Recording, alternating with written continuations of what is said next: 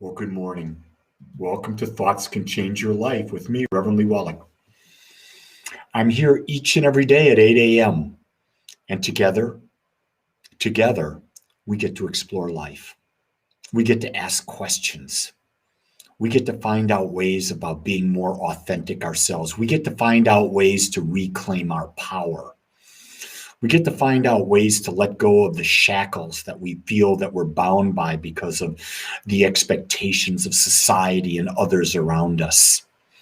And today you'll notice that my thought was simply on the lines of that the conscious thoughts that we have represent just a small fraction of the thoughts that are in our mind. Our deep subconscious mind has everything that we have ever thought, everything that we've ever observed. It has all of the thoughts of everyone in society falling into us, everything we've ever heard. Thoughts, impressions of the news media, impressions of what churches said, impressions about what others said. All of that exists within us. And all of those thoughts combined together form a thought atmosphere. And that thought atmosphere is the atmosphere which you carry in this form that you are, this body that you are, and it attracts or repels to you based on what it is. But here's what I'm going to tell you. The work is every moment of every day building a thought atmosphere that aligns with your unique self. And your unique self is a one of a kind. There's no one else in the world like you. So the thoughts of others and allowing those thoughts of others to be the ones that control you is actually taking you away from you being you. And so the work is, who am I? And one of the things that I do is I do a values workshop based on the work of Dr. John D. Martini, where you're able to determine your top 5 values in life. Once you determine what's important to you, which is unique to you, then what I do is I live those values. Every day I live those values. I make them the basis of every decision I make. That's now feeding my thought atmosphere, thoughts that serve me. And when I feed my thought atmosphere more of what serves me, I start creating an energy field that attracts more of what I want. Let me just say good morning to those who've checked in. Annette, Donna Joy, Jeff, Kai, Wendy, Carly, Mika, and Renee so far. If you're out there, check in. I do pay attention. I do listen to your comments, and I will answer any questions or ideas that you put out there. This is not me just talking. I'm bringing up a topic so that you might use where I'm at to question and build your great life. Chris, I see you as well. And so this mind, this mental atmosphere that we have is so huge. It's so huge, and that's what we're doing. You can't take things out of the mental atmosphere. Do you get that? You can add things in. So you're wondering what that means. Here's how I look at it. If you have a clear glass and you have 2 inches of water in it that has a blue color, if you keep adding blue to the water, if you keep adding the same thoughts to the thought atmosphere, the water will not change.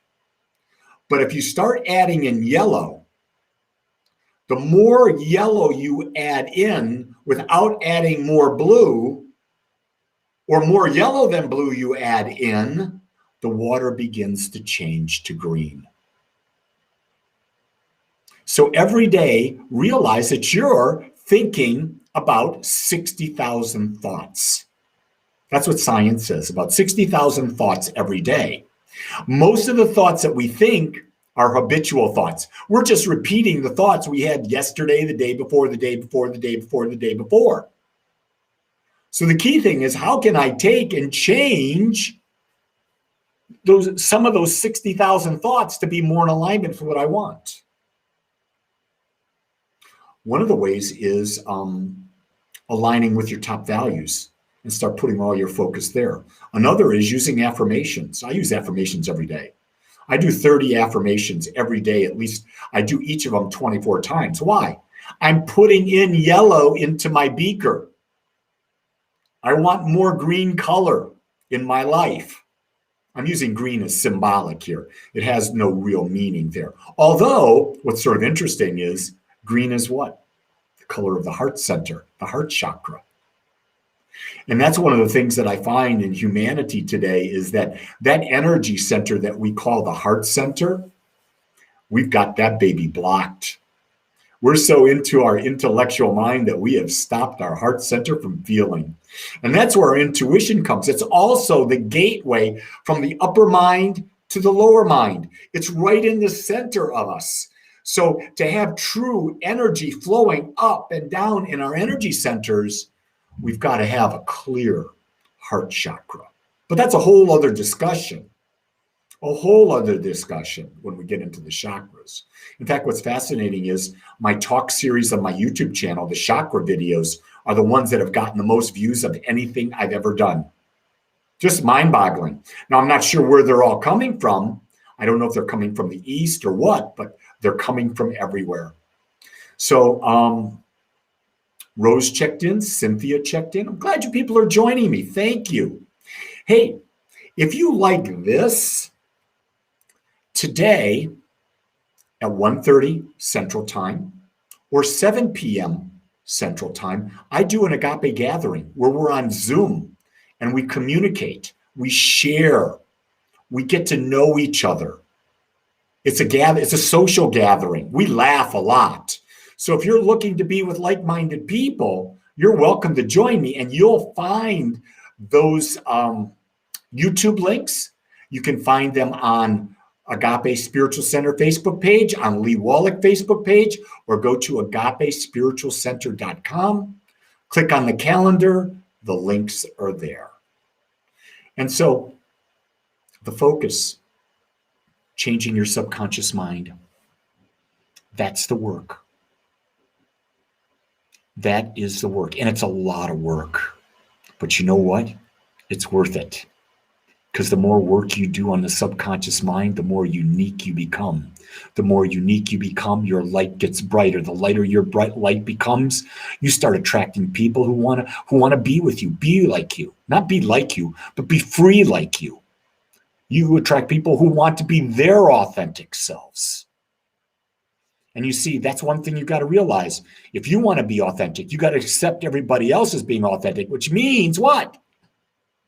Stop trying to change other people. Give it up. That's the hardest thing to do, especially with your life partner. Love to change my wife. Had to give it up. Wasn't good for my health. Wasn't good for the relationship. Wasn't good for her health. Here's another one. Stop trying to change your kids. They're free. They're unique. They're going to be who they are. Be a role model. Don't try to change them. Don't try to change your parents. They're too old. I mean, people that are old, they're not going to change unless they're exceptions. And you know what? Here's a funny thing. I would probably be considered in that age group that people might refer to as older. Here's the key thing. I don't think of myself that way. I have a mental picture of myself in my mid-20s. I have the curiosity of a 20-year-old. I function physically like a 25-year-old. That's what I set my intention is. I have an affirmation that I live in the body of a healthy, virile, 25-year-old male athlete. I've been saying that affirmation over and over and over for years. And so then I break my hip last year, have 2 surgeries on it. Guess what? I'm in the gym like I always was, 100 plus flights of stairs in 30 minutes. I can do the elliptical. I can walk. I'd walk my 3.5 miles. I can do everything I did at 25. Don't let things slow you down. You're the master. and it's becoming the master of your mind. So with that, you've got some thinking to do. You've got some deciding to do. I'll be here for you this afternoon and evening for Agape gatherings. I'll be here tomorrow morning for meditation. If you'd love to join me for meditation, that's on agapespiritualcenter.com. Go there for the link on the calendar. Or I'll see you tomorrow at Thoughts That Can Change Your Life. Until then, I want you to know that I love you and I accept you just like you are. Go create a great day, everybody. Aloha.